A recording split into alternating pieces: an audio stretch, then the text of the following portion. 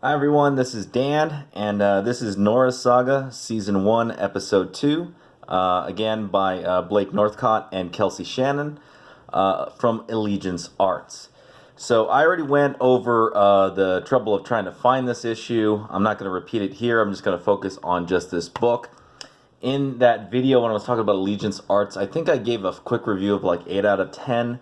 And rereading it again, I kind of stand by it. It might be a 7.5 out of 10, but mostly an 8 out of 10. And primary reason for the high score, not for this Walmart sticker shit that I have here permanently, primarily has to do with the fact that this issue starts off with a lot of action and drama and suspense, and builds up pretty much to pretty good walkthrough for exposition as far as why things transpire in Norah's Saga. Though I will say this again, what's really hurting Norah's Saga is the fact that Blake Northcott's storytelling and writing technique only uses dialogue balloons. Ugh, this really hurts, and I've said it in a bunch of reviews of modern comics. Only having dialogue balloons really limits your ability to write in a comic book. Again, yes, can you tell stories with only pictures? Yes, you can, but not many people are going to buy it. Can you tell stories with only dialogue balloons? Yes, you can, but you're, naturally limiting your ability to tell a story by only using dialogue balloons. So again, there's a lot of things in here where, like a good example is, here's one where Nora's jumping from like some horseback people chasing around and she screams, "My phone," as she grabs her phone, right? If you think about it, if you're trying to escape people, right, you're not really going to go out and scream, "My phone." This is something that a lot of modern writers do, and even manga does it a lot. You know what makes sense? A thought bubble. No one's going to scream this out.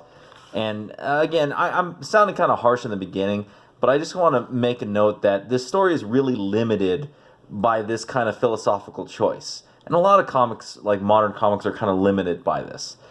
Again, I feel like I'm repeating this. Nothing wrong with thought bubbles, nothing wrong with caption boxes, nothing wrong with even, doing a little Frank Miller once in a while and narrating or doing thoughts through boxes if you can pull it off correctly.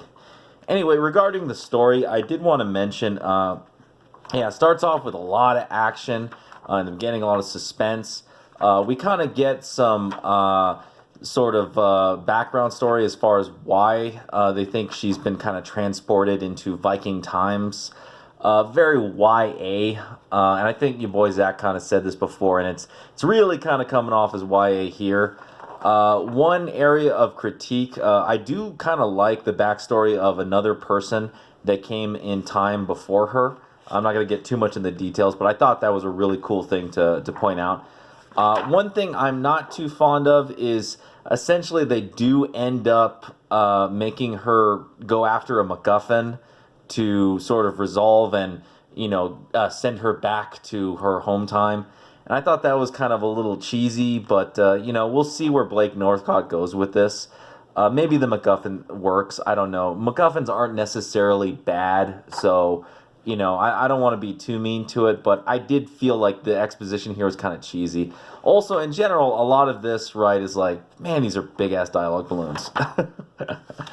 Anyhow, one thing that I did want to note about this that was kind of interesting, again, $4.98 for 22 pages is way too much.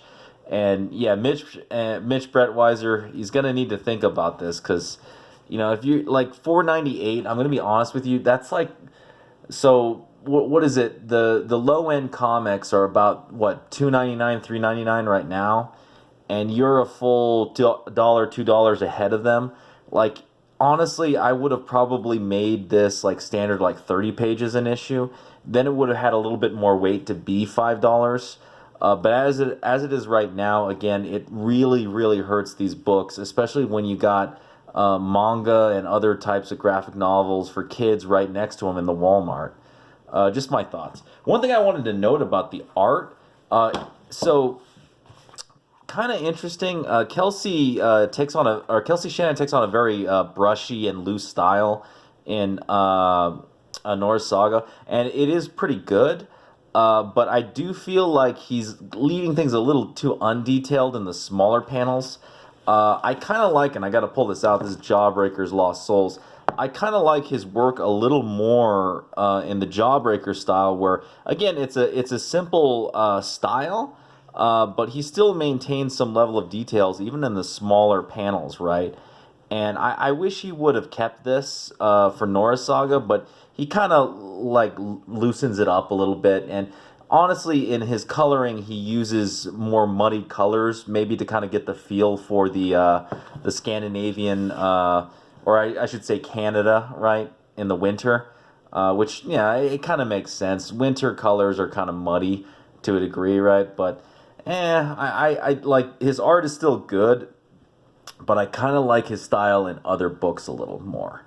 So that's kind of the gist of it. Anyway, regarding art, so these reviews will just be penciled art, and I kind of did it really fast just to kind of, mainly because nowadays I don't have as much time to do as much art as I'd like to, especially inking. Inking always takes me the longest time.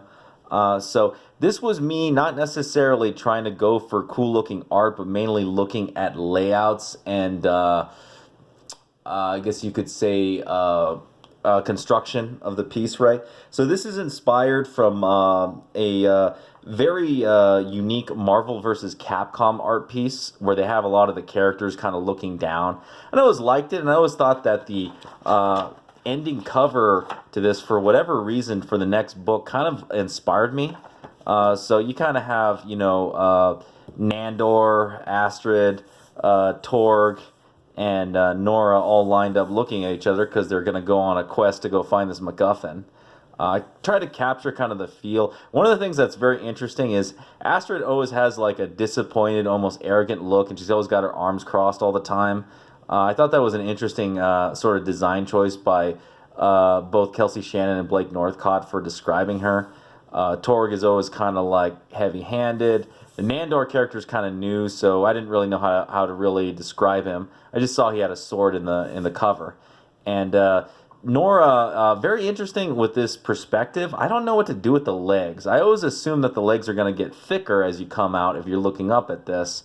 So probably would, like if I was going to finish this, I would probably make these legs like wider maybe. I don't know. I just know Norah is smaller in stature than all of the people, so that's the way to rock it.